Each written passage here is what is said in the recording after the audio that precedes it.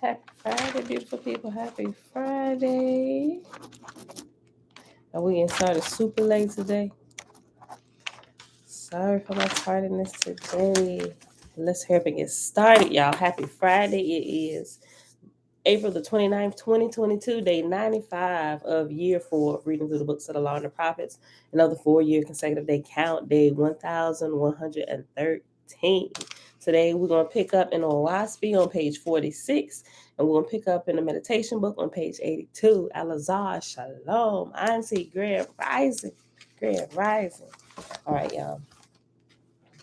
So let's get going. No time for delay or further delay this morning. Father, we thank you for another day. Be with us as we search for you constantly. Uh-oh.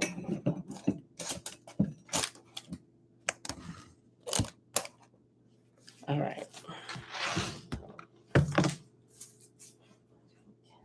Stick it back here for the time being. All right, y'all.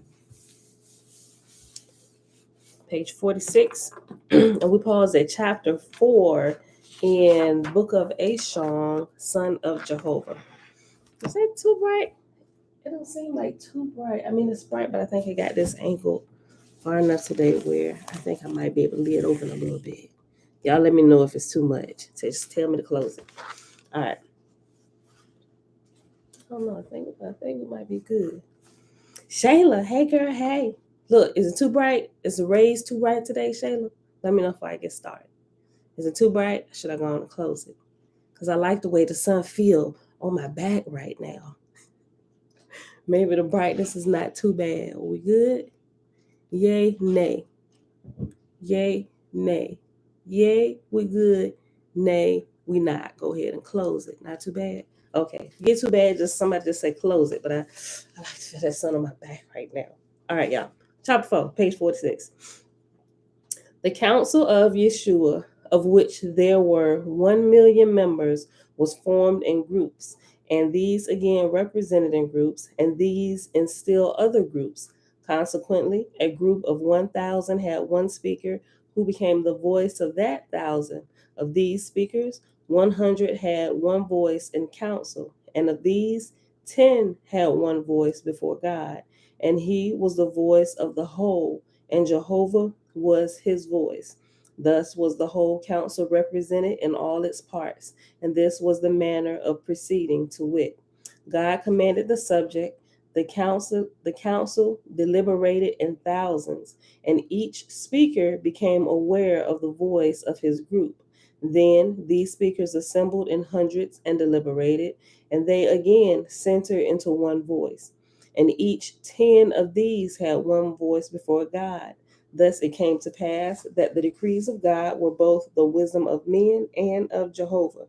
Hence the saying, when God said this, or God commanded that it was the word of Jehovah expressed by men and angels. Global purpose, shalom. Yes, praise the Creator, Yah. Hallelujah. Tiffany, hey girl, hey Trina. That's Wabu. After God and his hosts visited the earth and the lower heaven, they returned to Yeshua and sat in council on the affairs of mortals and atmospherians. Remember, Yeshua here is not a person. It's an actual place that was called Yeshua, or it's the place of salvation. That's where they gathered, and they're holding this council in the place of salvation, in the place of Yeshua, right? Okay. God said, behold, the heavens and earth become like gardens, grow. Hold on. God said, behold, the heavens and earth have become like gardens, grown foul and rank, producing nothing. I have come with a pruning knife and a consuming fire. God said, I will withdraw from the Druge and the Druk the benefits of Jehovah's chosen. I leave them destitute. Who can approach the beggar with wisdom, or the king with inspiration to be good? A drowning man will try to swim, but the reveler in lust must perish before his soul can learn to.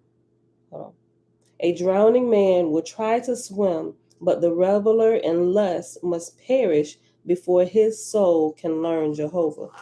Better is it to labor with a child from infancy and thence to maturity to teach it aright than to strive with a score of conceited adults and fail to redeem one. Ooh, that should have been in the book of Proverbs. I read it again.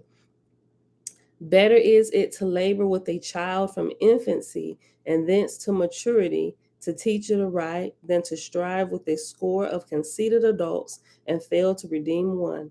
Who is the marker of charity more than they that give to such as can help themselves but will not? I read that again. Who is the marker of charity more than they that give to such as can help themselves but will not? Wisdom and uprightness of heart are but bread. Preach not to unwelcome ears. Are sermons of wisdom to be forced into men's souls? Blessed Jehovah, he made hunger, and so men love bread. Without hunger, they would not eat. A wise God driveth home to man's understanding.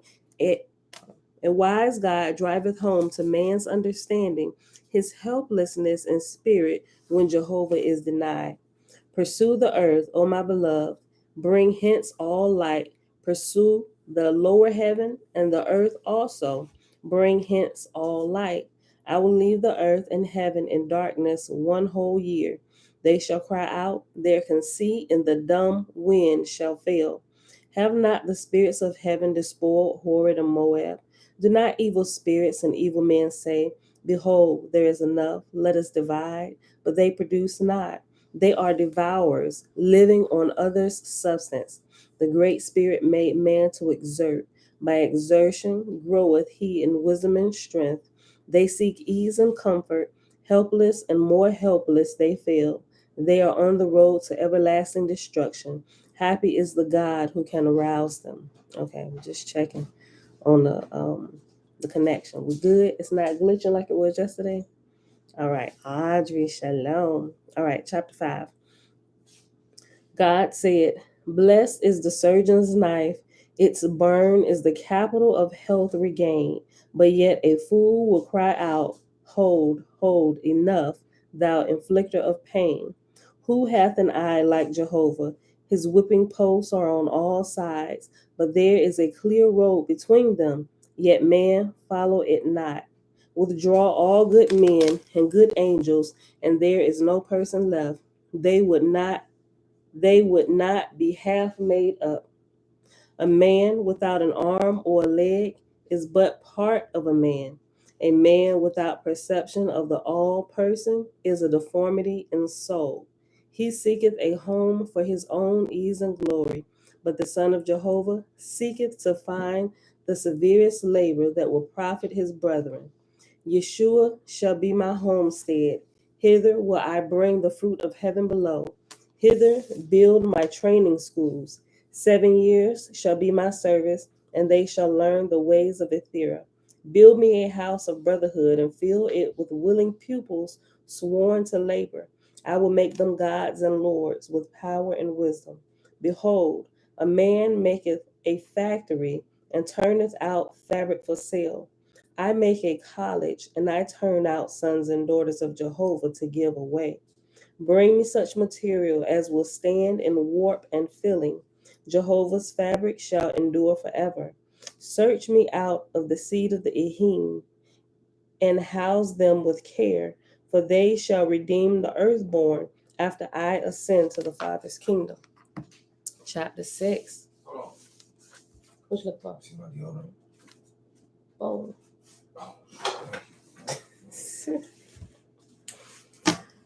All the best angels of atmosphere were brought away from the earth and housed in Yeshua, being placed at school and in factories new made in heaven. These were Ehims. The second first best spirits were brought also, but placed in hospitals and nurseries.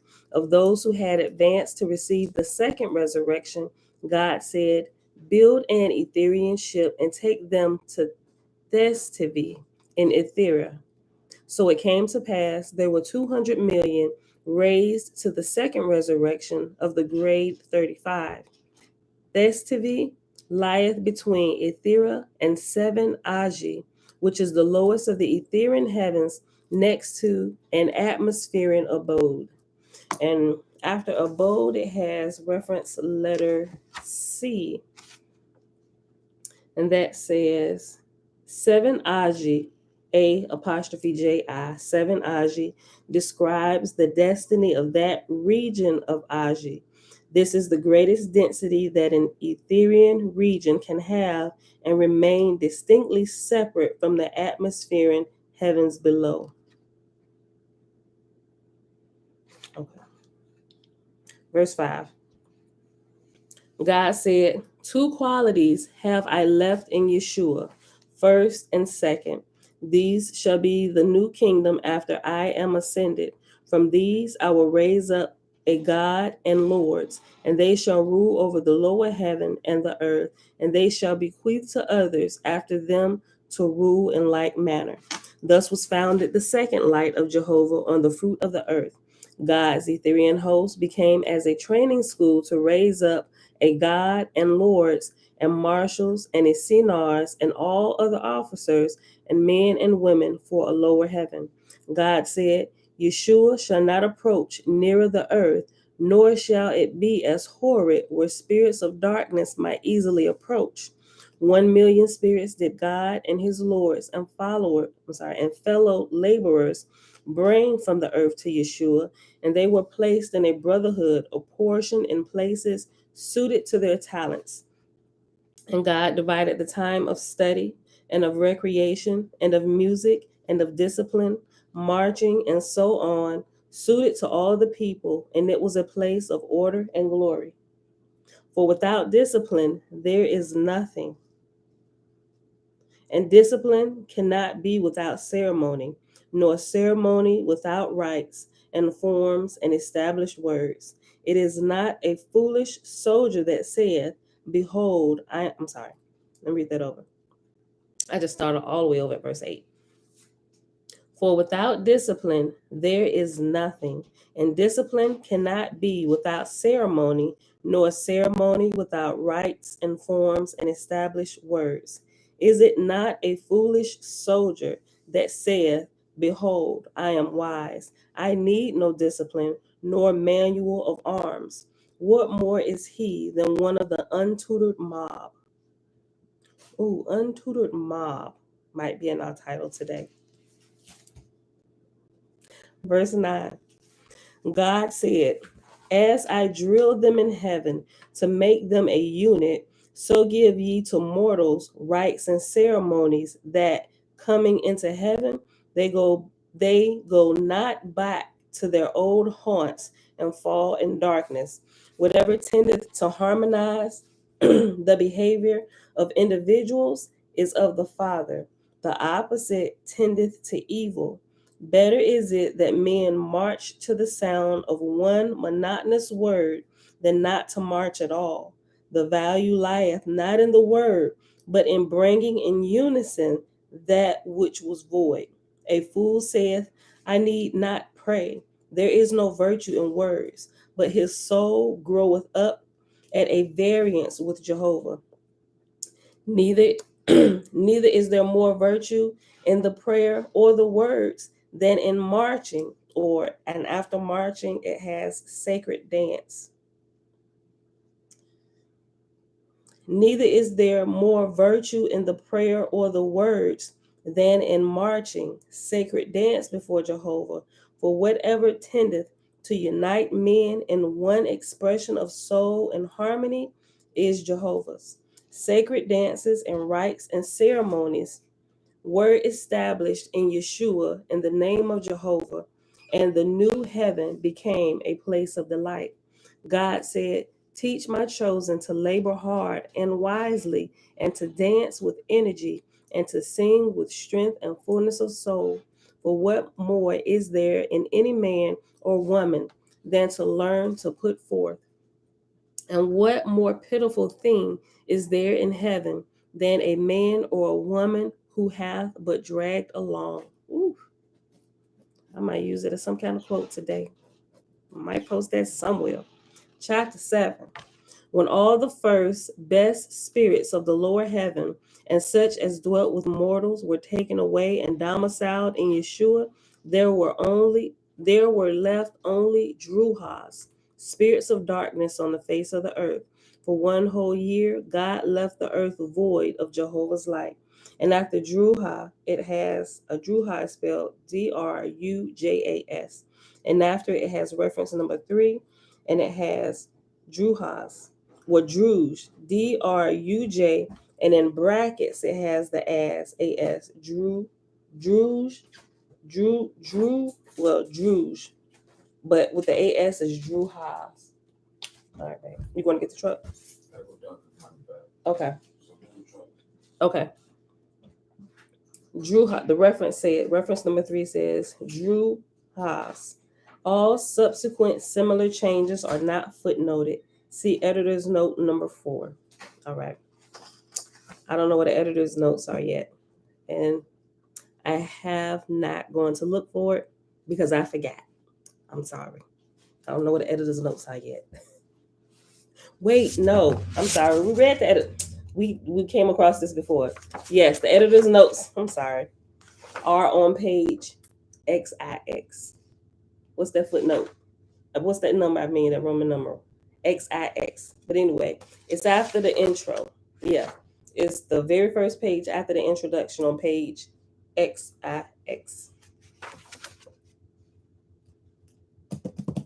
Chapter 7. When all the first hold on, where was I? Drew how?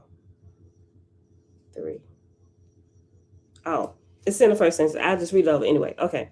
When all the first best spirits of the lower heaven and such as dwelt with mortals were taken away and domiciled in Yeshua, there were only left Druhas, spirits of darkness on the face of the earth.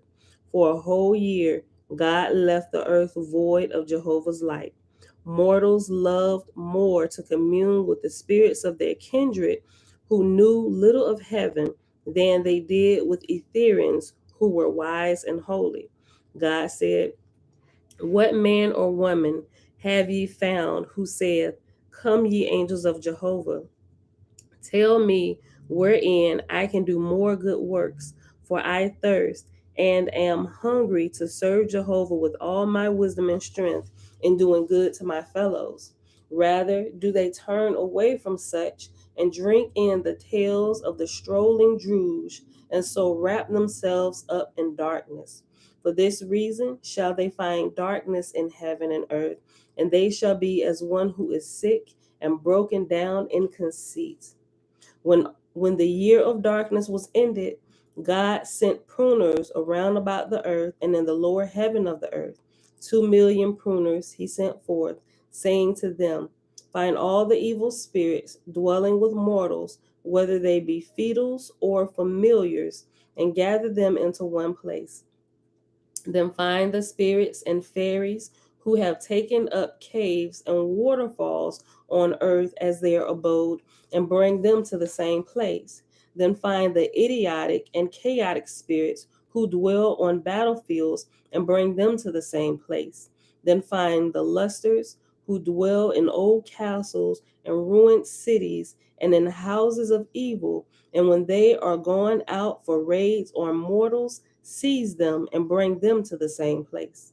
The Etherians went and collected all the evil spirits and the spirits of darkness belonging to the earth, and brought them to a place in the atmosphere, and there were of them 900 million. That place kind of sound like what to y'all in Christian folklore? What that sound like? 19. Thank you, Dana. Page 19. Let me go put it on page XIX.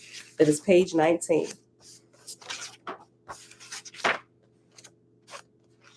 I ain't that illiterate, y'all, but I am in some areas of life. I really am.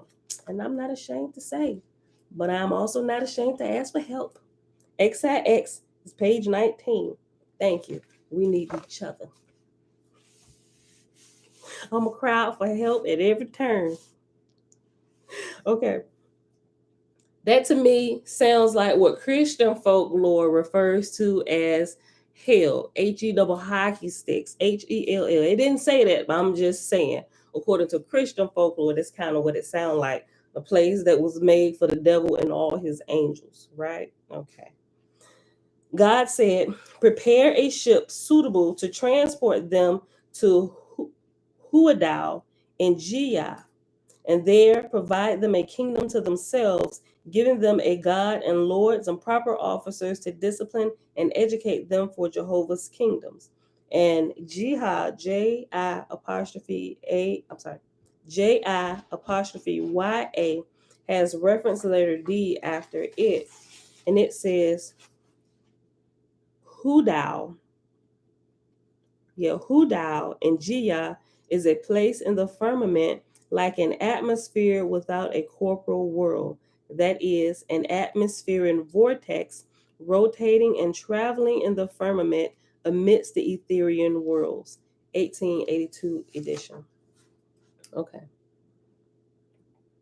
Thus they were removed, and the earth and its lower heaven were purified from evil spirits by the decree of God in Yeshua in the second year of the first dawn of Dan. Chapter 8. In the second year of Yeshua, remember that Yeshua is a place, like we go to the state of Virginia. Yeshua is a place. It is called the place of salvation or the city of salvation, not a person. According to this, it's an actual place. Okay. In the second year of Yeshua, God, that is, Ashong, caused to be established in his heaven all requisite places of learning and industry, whereby and wherein Essenes might be educated to good works and to a general knowledge of Jehovah's kingdoms, universe, and there volunteered a sufficient number of Etherians as teachers and practicers of work for all that was required. God said, now that the earth and heaven are purified from evil, my lords shall deliver their sins to the Asaphs and enjoin them to deliver in Yeshua, which I have established a short distance from the earth as a barrier against their returning to mortals. Jehovah saith, suffer not the blind to lead the blind. Oh, that takes on another whole understanding now, right? I mean, still the same, but kind of like in a different light according to this. Okay. And it was so. At the time mortals died, their spirits were taken by the Asaphs to Yeshua, and to make this an acceptable labor to the Essenes, God said, tell my lords of the earth to teach mortals by inspiration and otherwise of my kingdom, Yeshua. And so it came to pass through the lords and the Ashars, that is, the guardian spirits with mortals, that the name Yeshua was established on the earth. Okay, I'm gonna keep going.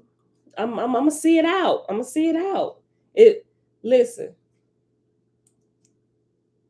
This is giving us another whole take on what we learned in what is it? Shakespeare's, what was it? Shakespeare's Gospel? I forgot the name of the book already, y'all. The red book we've been reading. Caesar's Messiah, and the one that came after that. Shakespeare's, I think it was Shakespeare, the Shakespeare book we read after that, y'all, which went with Caesar's Messiah. Okay, listen. Okay. So if we begin to look, let me keep reading before I start adding my comments and stuff. Let's keep going. Let me read verse 3 of it. And it was so, at the time mortals died, their spirits were taken by the Asaphs to Yeshua, meaning to that place that they named Yeshua, right? The city named Yeshua, the safe haven, place of salvation. And it was so, at the time mortals died, their spirits were taken by the Asaphs to Yeshua, and to make this an acceptable labor to the Essenes, God said, tell my lords of the earth to teach mortals by inspiration and otherwise of my kingdom, Yeshua. And so it came to pass through the lords and the Ashars, that is, the guardian spirits with mortals, that the name Yeshua was established on the earth. God said, in the time of Cosman, men shall say, whence came the name of heavenly things? But Yeshua shall lie hid away And Jehovah will in that day stretch forth his hand and disclose all. Check into this. Okay. But mortals were thick in tongue and could not say Yeshua, and they said Iesu. Ooh. I-E-Su. I-E-S-U. But mortals were thick in tongue and could not say Yeshua, and they said Iesu. Hence came the name of many men, Iesu, signifying without evil, which is the ultimate salvation of the soul. Y'all, we got some more references to look into. Look, hold on, listen. But mortals were thick in tongue and could not say Yeshua, and they said Iesu. Hence came the name of many men, Iesu, and it has reference letter E. And hence came the name of many men, Iesu, signifying without evil, which is the ultimate salvation of the soul. And after Iesu, it has reference letter E. And that says the origin of Iesu. Well, Iesus or Su, I think that the last S is silent, right? But it looks like Jesus, but it's Iesus. It's the origin of Iesu or Jesu or Jesus. See Book of Sabbath, chapter Simon, verse 34, 1882 edition. Let's go there real quick. Okay. Book of Sabbath. Let's find it.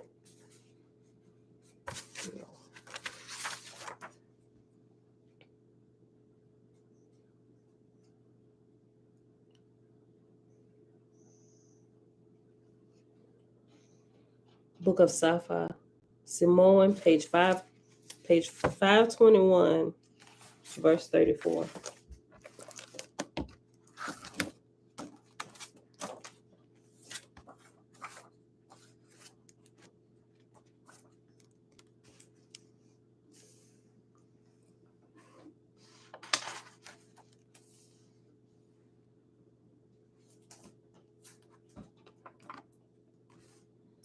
Okay. On page 523. It's on page 5, verse 34 is on page 523. Okay, and it says, I sue, I apostrophe S-U, and in parentheses it has panic. I sue, a young child that has not sinned. Oh, that's the origin of the word Iesu, or as it's been progressing over the years, they turned the I into the J and they pronounce it Jesus. But the origin of the word Iesu is a child who has not sinned. That's interesting. Okay. All right, let me finish reading it. I just paused because I'm thinking about all this stuff. Okay. Iesu, panic. Iesu, a young child that has not sinned. The true cross within Eloah. Iesu, Aham, child prophet Aham. Yelu ki, my Isu shall have no flesh desires. His love knoweth all men and women alike. Gisugan, chine. Iesu, one who is born sexless. Or this, Iesu, one who was born sexless. Okay.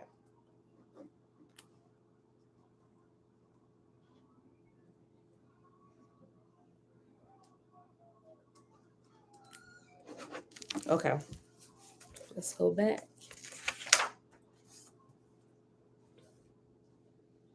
What was that?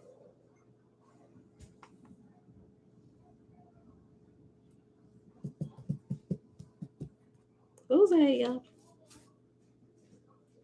Y'all not keeping up. I forgot to put my spot. Yes, babe. When is June 3rd? No. It's like a month away, son. Which is a month. 30 days. 30 to 31 days. Gee. What was I at, y'all? I'm trying to find the little footnote. The letter. Or was I? Oh.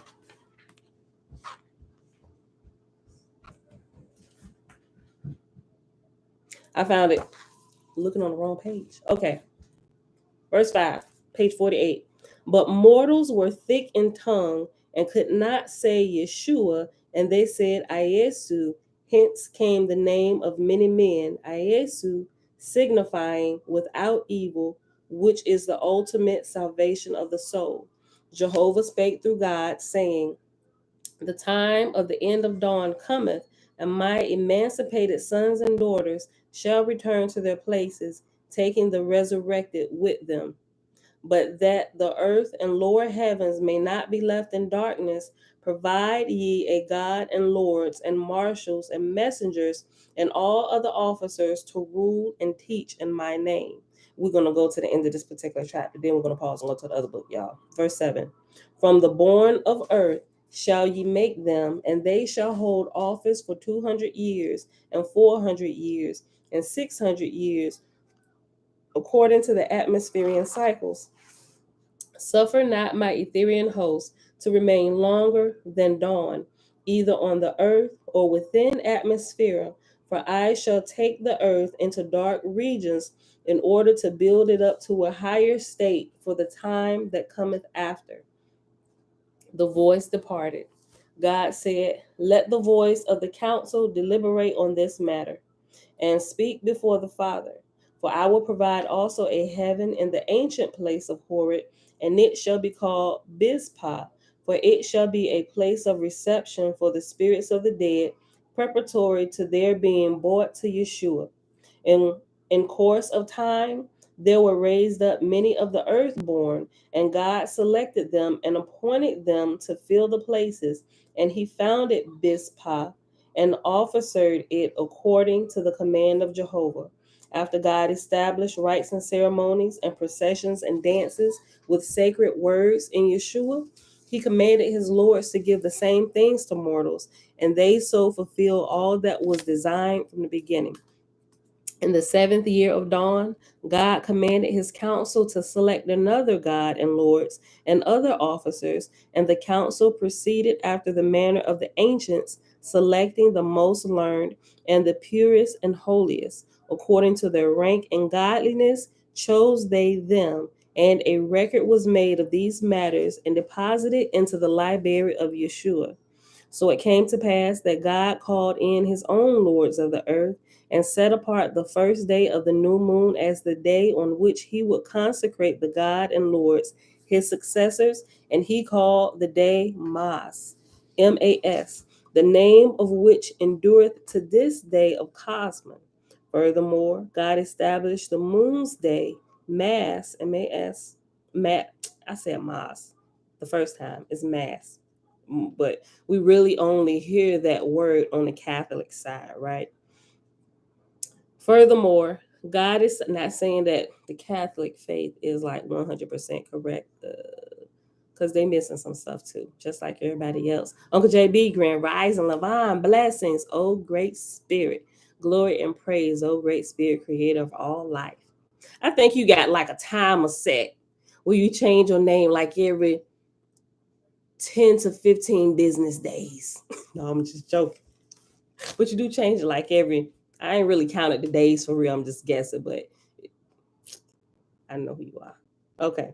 Furthermore, God established the moon's day, Mass, on the earth as a time of consecration. And this is the origin of saying Mass, M-A-S-S. When the chosen were in place before the throne, God said, by command of Jehovah are ye brought before me, his son. In his name will I consecrate ye to the places commanded of him. The marshals then conducted him that ranked highest up to the seat of the throne. God said, in the name of Jehovah and by his power, wisdom and love, do I ordain thee God of heaven and earth. He that receiveth from my hand receiveth from my Father who raised me up. The initiate said, all power cometh from the Father, all wisdom cometh from the Father, all love cometh from the Father. In his name and by virtue of his commandments through his Son, receive I all that is put upon me for his glory forever. Hallelujah. And remember, according to this, which we kind of figured out already, that even when we get into the New Testament, although we haven't talked about it a lot, it seems to be like a constant switching of the characters. It seemed like JC in the New Testament was a mixture of multiple different people. I know we said that quite a few times because some of the things that he did, we found it happening with different characters throughout the Old Testament. Of course, they didn't have the same name, but also in some of the other, I'll just call them scriptures, some of the scriptures that were not canonized, such as in the Apocrypha and other things that we've read, other things that we haven't read, and characters that have done things that they were exactly the same but give more detail to what happened. They took all those people and combined them and made them one person, right? We're trying to sort everything out. I know some people we lost along the way because they don't have the patience at this moment to see it all the way through, and that's okay. That's okay for where you're at this time.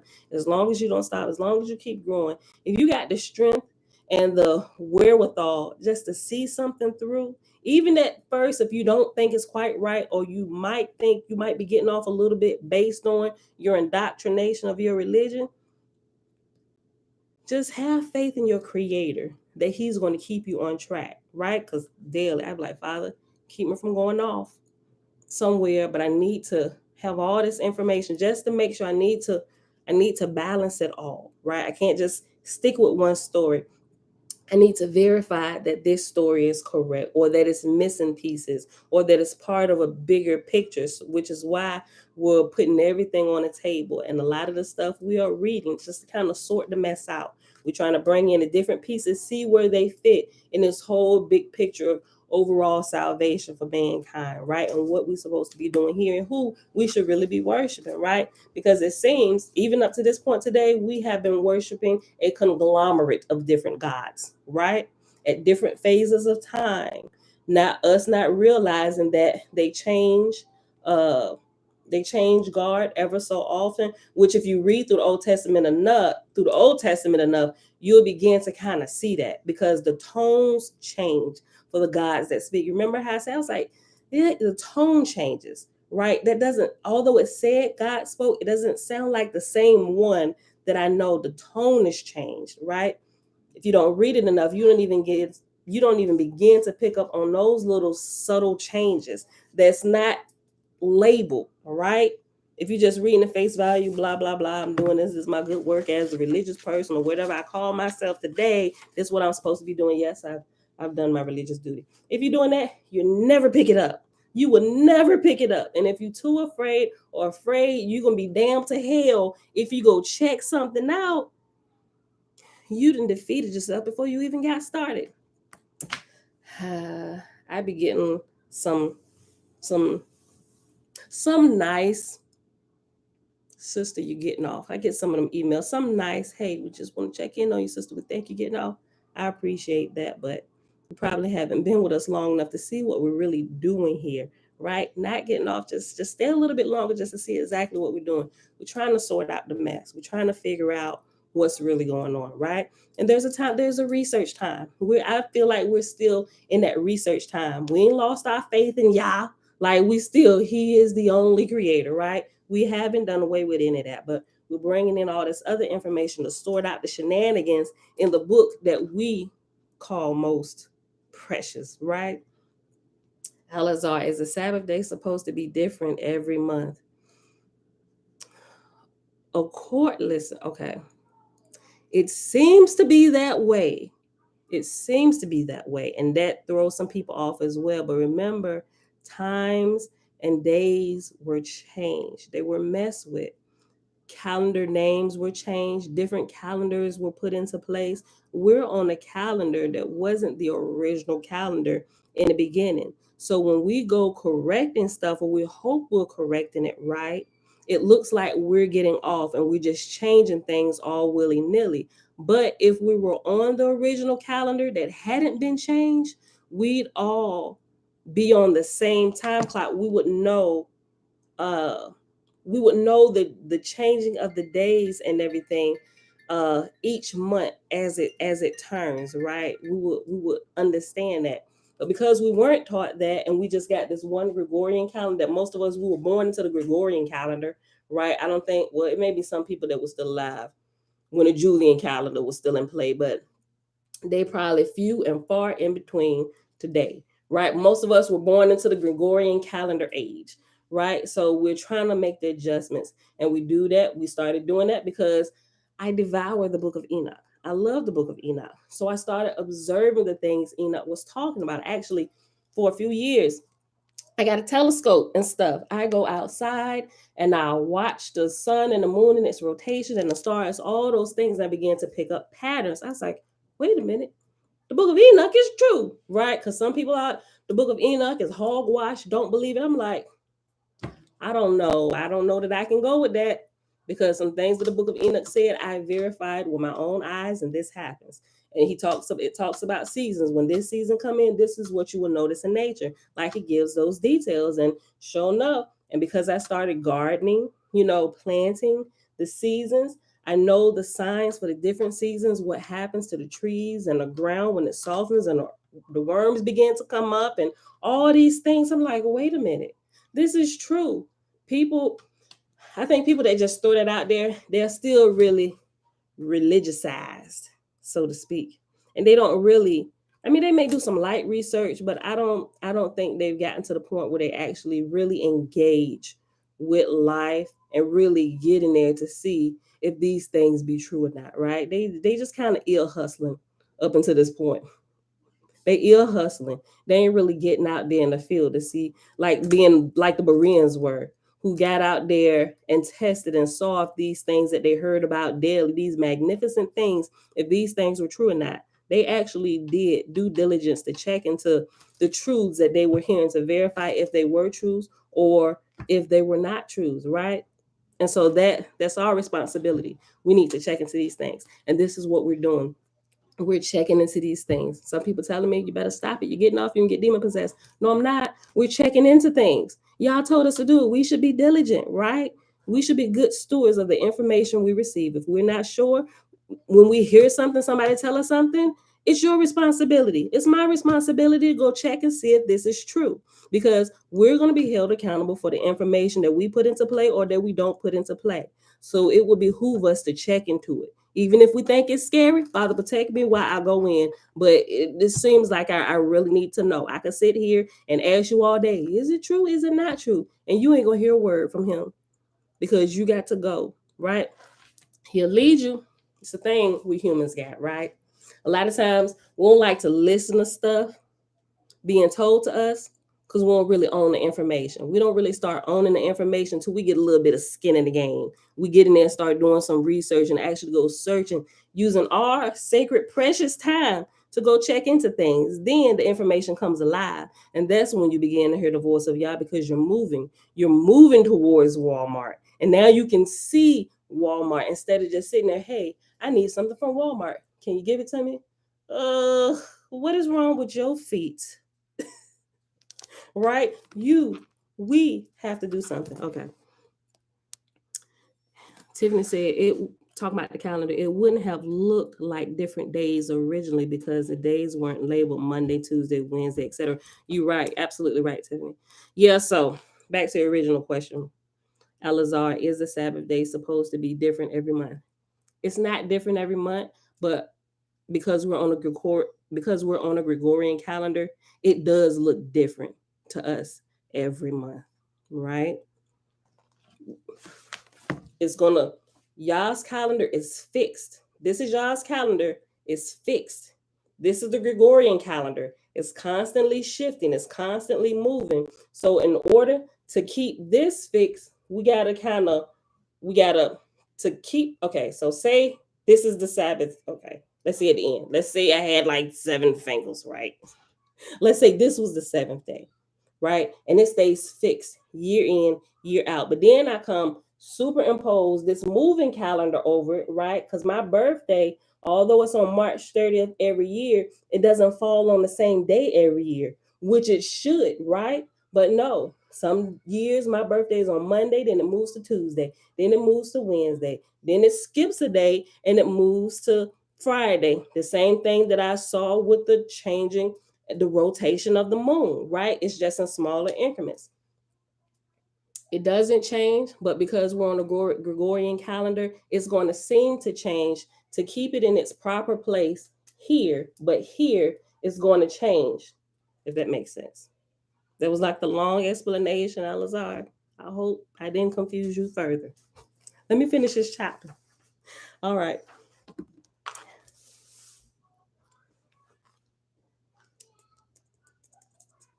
Earthborn. Okay, let me just start at 10. In the course of time, there were raised up many of the earthborn, and God selected them and appointed them to fill the places. And he found Bizpah and officered it according to the commands of Jehovah. After God established rites and ceremonies and processions and dances with sacred words in Yeshua, he commanded his lords to give the same things to mortals, so they fulfill all that was designed from the beginning. In the 7th year of the dawn, God commanded his council to select another God and lords and other officers, and the council proceeded after the manner of the ancients, selecting the most learned and the purest and holiest according to their rank in godliness. They chose they them, and a record was made of these matters and deposited in the library of Yeshua. So it came to pass that God called in his own lords of the earth and set apart the first day of the new moon as the day on which he would consecrate the God and lords, his successors, and he called that day Mass, for the name of which endures to this day of Cosmon. Furthermore, God established the moon's day Mass on earth as a time of consecration, and this is the origin of the saying Mass. When the chosen were in place before the throne, God said, by command of Jehovah, are ye brought before me, his son? In his name will I consecrate ye to the places commanded of him. The marshals then conducted him that ranked highest up to the seat of the throne. God said, in the name of Jehovah, and by his power, wisdom, and love, do I ordain thee, God of heaven and earth. He that receiveth from my hand receiveth from my Father who raised me up. The initiate said, all power cometh from the Father. All wisdom cometh from the Father. All love cometh from the Father. In his name and by virtue of his commandments through his Son, receive I all that is put upon me for his glory forever.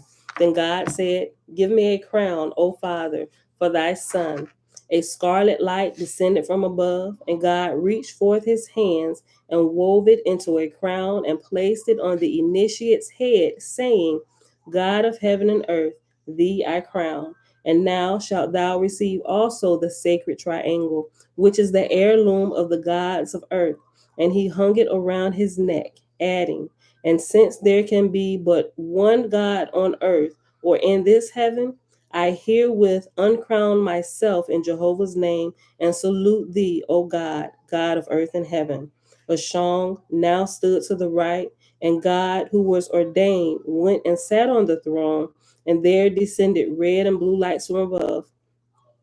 And there descended red and blue lights from above, enveloping him completely, and he was quickened. He said, let the initiates for lords of the earth approach the throne of the Most High Jehovah. The 5 lords came forward. God said, join hands and receive ye from the Father, by virtue of the power, wisdom, and love of Jehovah vested in me. Receive I thee, the highest chosen, and I proclaim thee Lord of the earth in Jehovah's name. And it has reference F. Let me mark my spot. And it has reference F after, and I proclaim thee Lord. It's after Lord, Lord of earth. So that says F, where hands are joined the persons are addressed as one person, right? So now that it's them five together, he's talking to them like they're one and not individually five. Okay. The five lords came forward. God said, "Join hands and receive ye from the Father. By virtue of power, wisdom, and love of Jehovah vested in me, receive I thee as the highest chosen, and I proclaim thee Lord of earth in Jehovah's name. Accept this crown from heaven above, the like of which cannot be woven from earthly things, and by its power shalt thou remain in accord with Yeshua and the kingdoms above." God fashioned the crowns and then crowned them the lords of the five divisions of the earth. God said, "Retire thou aside and choose thy messengers and officers, and after ordaining them, depart to the kingdom prepared for thee." The Lord said, "In thy name, O Jehovah, do I accept that which thou hast put upon me. With all my wisdom and strength and love will I serve thee, O my Father Jehovah." And the Lords retired, and the Esinars sang more than 1,000,000 voices in concert. And that is where we will pause. That is way past our 30-minute mark, so I'm running off at the mouth. We're going to pause right here. Let's see if we can get a page or two in of the meditation book. So we're going to pause right here at chapter 9. And we'll pick this back up tomorrow. Oh, no, not tomorrow. We won't be here tomorrow. We'll be back here Sunday at 7:30 a.m. Eastern Standard Time. All right, let's go to the meditation book real quick. Oh, you're welcome, Alazar. Okay, so on page 82. Oh, yeah. What is the mind? I'm getting super excited, y'all. Okay, so we're going to read this. What's after this? We might just read this today. Yeah, we're just going to read this. Oh, wait. Did that end? Okay. This is what we're going to do. We're just going to read this beginning part of the mind. These two, this page and a half on page 82 and 83. Okay. And we'll pick it back up on page 84 when we come back Sunday. It's going to keep going about this, but it's going to give, it's going to join like the mind and the nervous system. Okay. And later today, I'm going to share some more stuff with y'all, like some pictures of the body. Okay, so y'all know that course. Audrey asked me about it a couple of days ago, and I shared it with her. But I shared one of the videos from one of the guys who teaches the course that I purchased that they haven't responded to me yet. Can I teach you? Right? I got all the course materials, all of them. Like I'm just chomping at the bit. I'm like, I want to do it. But so since I ain't gonna say they're ignoring me, right? But the more I go on and listen and go through the courses, I realize why. Same thing like with the Oahspe, right? But they talk about it more freely. The thing is, they don't want people who really don't know what they're talking about trying to teach it. That's what it is. So until you spend some time actually going through it and really learning it, they don't really want you putting it out there. But they say it's okay to put it out there.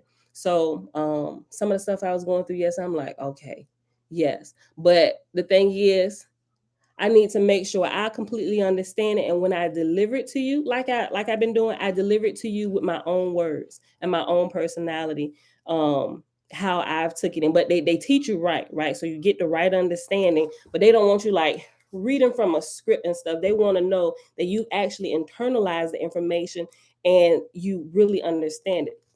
So since we already been talking about the body, I'm gonna share a couple things that they've already posted. I'm gonna kind of reshare it from like they got YouTube. I shared one of the videos yesterday, and when I first came across them, their YouTube page had like 100 something videos on it. Right now, I know some of them they've removed, but YouTube removed because of the information that they put out, and they just don't want it up there. It wasn't violating any kind of anything, community rules or anything. It's just the nature of the information, and they removed it. Even some of his videos, he tell you they removing his videos, right?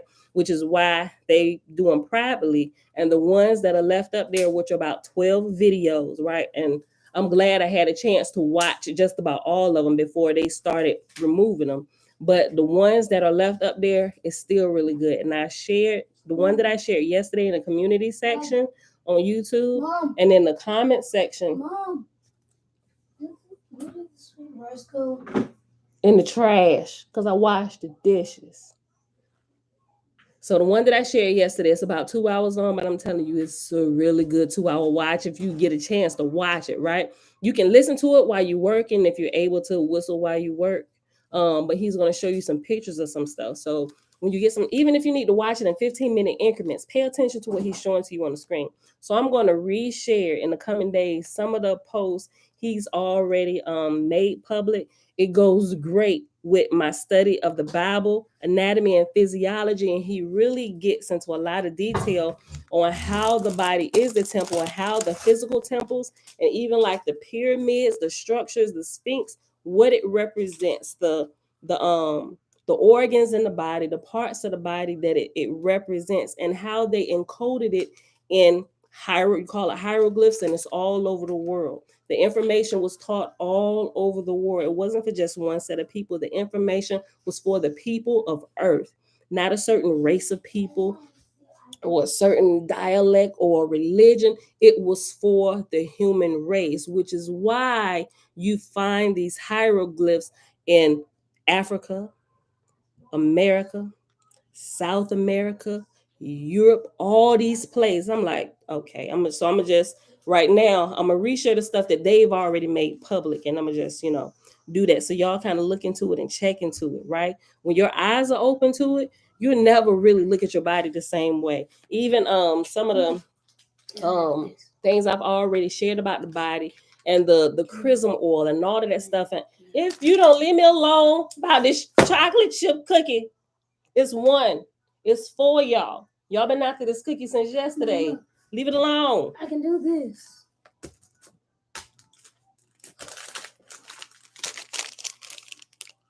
Leave the cookie alone. Back away from the table. Isaiah, back up.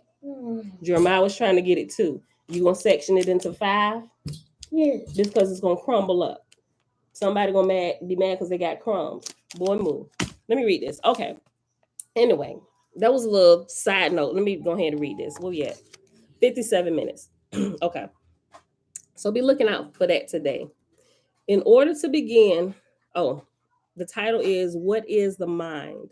In order to begin to understand what meditation is all about, it will first be necessary to gain a simple understanding of what the mind is and how it relates to a human being. Many people have been educated with the notion that the mind is an emanation or secretion of the physical brain and the body, and that the feelings, desires, and emotions, which altogether form the complex, which is referred to as a human being, are all products of the physical self. Further, the popular notion in the scientific disciplines of modern society is that the mind is an individual human being, is like a unique cell which contains only the information which is put into it through the senses. If this notion is true, how can science explain why modern parapsychologists have documented cases where people have exhibited knowledge of occurrences across the world? How can they explain the fact that many small children have recalled exact, detailed memories of a past life, and that these memories have been confirmed by the families of which the child lived in during a previous lifetime? We kind of talked about this a few videos ago, right? How is it possible to explain when a mother somehow knows that her child is in imminent danger, even if the child is on the other side of the world? The answer is that they cannot explain it through scientific means, so these occurrences are brushed off as flukes or coincidences. Indeed, many scientists have refused to acknowledge the evidence which points to the fact that the mind, or what every human being calls the essence of who they are and what makes them unique, is not confined to a locality. It is aware of activities from far away. Further, the memories which together combine to form the content of a person's history, are not just the summation of a person's experiences in the present lifetime, but of previous ones as well. The mind is, in reality, an expression of an ocean of consciousness in much the same way as a wave is an expression of the vast ocean. The individual mind of a human being is an emanation of the universal mind, and the universal mind is all pervasive and therefore all knowing. Therefore, if the limitations of the individual mind are overcome, it can discover its universal and all encompassing nature, which is the higher reality. The mind may be likened to a prism. In science, a prism may be used to refract normal daylight. When this is done, it is possible to see that daylight is composed of a spectrum of pure colors. The prism separates the daylight into 7 colors. Each of these colors has a different wavelength, allowing them to be placed in 7 bands: red, orange, yellow, green, blue, indigo, and violet, or Roy G. Biv. That's how we learned the colors of the rainbow in their proper order. Roy G. Biv. Red, I'm sorry, Roy. Red, orange, yellow, green, blue, indigo, violet. Roy G. Biv. We gave it a name, right? We made it a person to remember the individual multiple colors. We made it into one, right? We use this principle all the time, all over the world, right? Roy G. Biv is in my head wrap. Each of these colors has a different wavelength, allowing them to be placed in 7 bands: red, orange, yellow, green, blue, indigo, and violet. These colors can be mixed to produce other colors. Interestingly, any color can be obtained by mixing the 3 primary colors, red, green, and black, in the right proportions. So the existence of different wavelengths is what allows the human eye to perceive the different colors, but in reality, they are all emanations from the single light. I'm going to share something about brain waves today, too. Brain waves, how brain waves look on the EKG or on a brain wave scan. It's that same pattern that we see when we look out in the horizon or we look at mountains, that same brainwave pattern, right? The clouds, the brain matter, all those things, everything we can see in nature is found in the miniature microcosm of nature, of Earth, which is us, the human. Everything that we can see physically is in us, and we can find it everywhere, right? Even the temples are designed outwardly to mimic what we have inwardly. Bruh, it's so good. Okay. In the same way, the physical body and brain, nervous system in a human being act like a prism. The light of consciousness, which pervades the entire universe, is seemingly refracted, and thereby all the different forms, textures, and colors of nature become discernible. We'll be done in a couple minutes, y'all. It's almost done. This is what makes it possible for an individual human being to discern the different forms and colors of nature. This is also the source of notations. I'm sorry. This is also the source of notions about individuality, separation, time, and space. This is the basis of human experience.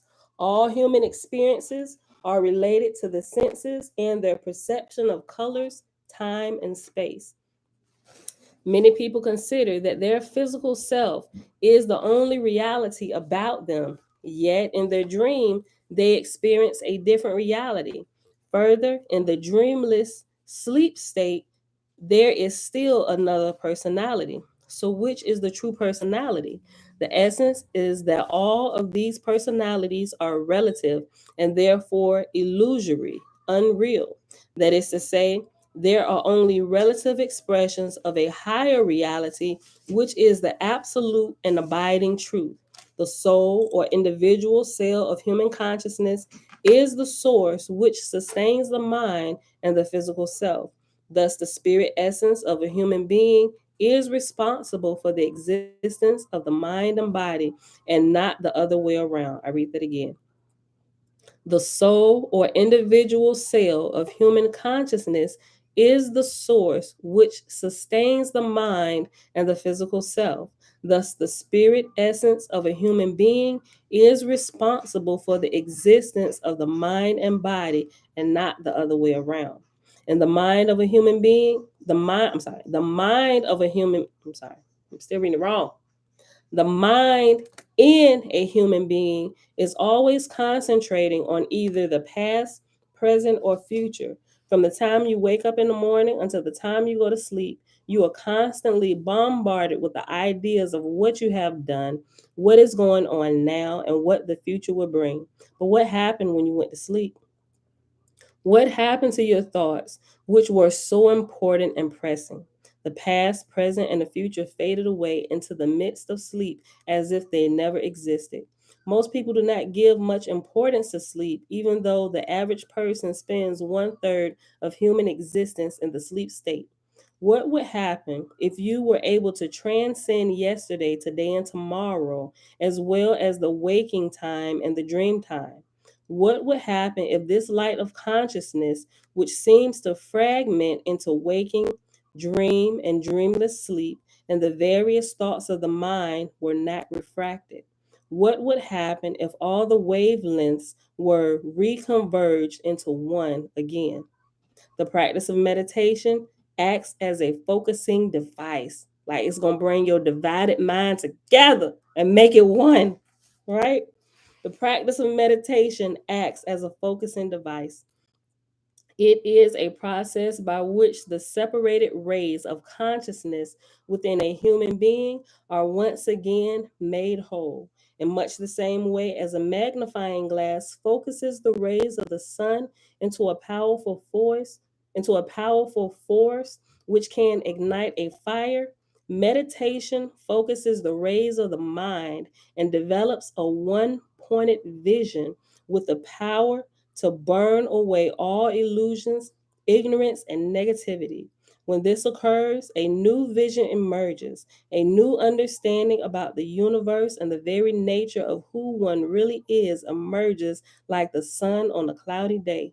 So, meditation is like a process through which the scattered ideas, thoughts, feelings, emotions, and psychic energies which make up the consciousness of a human being are converged in order to discover what lies beyond the multiplicity and apparent differentiation of nature as well as the human heart.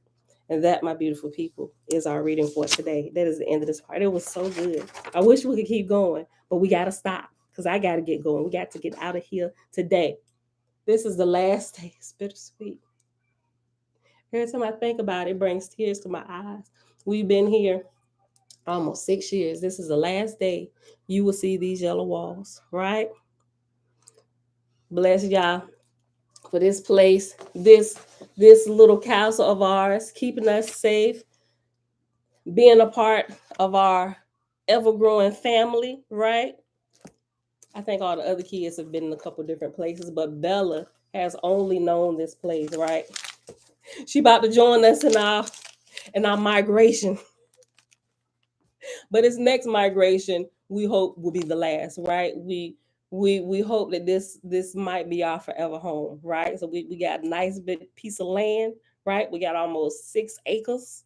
We got everything we need. It can grow. We got the land for it to grow with us if we decide to make our castle bigger, right? So it's our little transition period. We was hoping everything could come together at the same time. We could leave this place and walk into our new place, but the closing is still happening, and so we are just gonna go to a temporary abode, right? So until then, well, you'll see the temporary abode in the background for the next week or so, or however long it takes to finish all this, right? And then we'll be in our new place. So this last day, you're gonna see the yellow walls, right?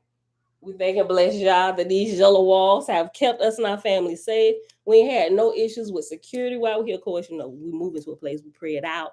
We set the perimeters with the guardian angels. Never had anything while people have had break-ins, cars broken into, things stolen. We've never had an issue. Things have happened all around us, but none of it has ever touched our doors. And for that, we give y'all thanks and praise because he is ever faithful and always been faithful to us, me and my family, always.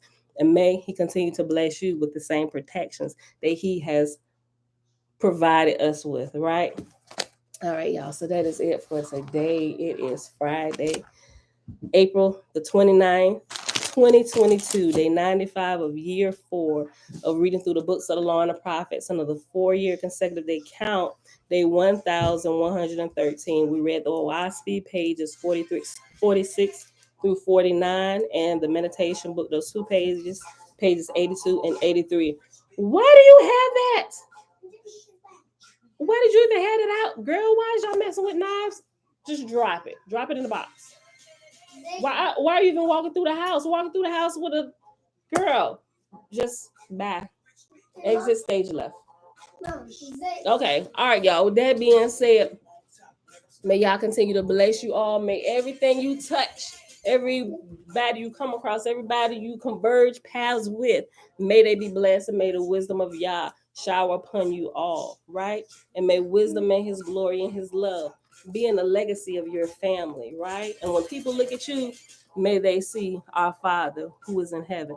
All right, y'all. I love y'all. I see y'all back here Sunday morning, 7:30 a.m. Eastern Time. Peace. No, look on your chair. Yeah, I see. That's me.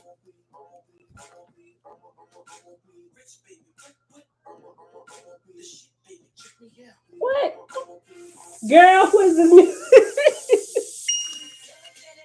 Won't be a dance. They just cursed.